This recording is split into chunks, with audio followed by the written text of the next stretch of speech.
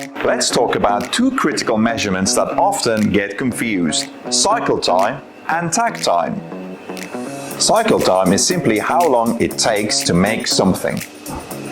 To an operator, that might mean the machining time, green light to red light. To a supervisor, it includes everything: loading, unloading, and waste. This is often expressed as parts per hour.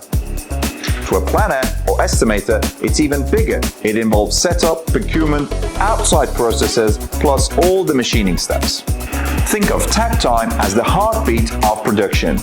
It's the rate you need to finish products to meet customer demand. To define takt time, simply divide the production time available by the customer demand for the product.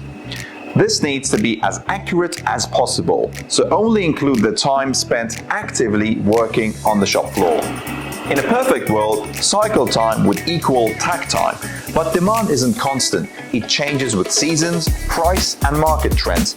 That's why big manufacturers smooth demand averages to set a stable takt time, while smaller shops may see it vary more. Rule of thumb: your cycle time should always be slightly less than your takt time, otherwise you'll fall behind schedule. Understanding both gives you the power to reduce waste, optimize cash flow, and stay competitive. Cycle time tells you what your processes can do. Takt time tells you what your customers need from you. Cycle time versus takt time. Know the difference, measure both, and you'll make smarter decisions for your facility. And don't forget to subscribe for more content from MSC.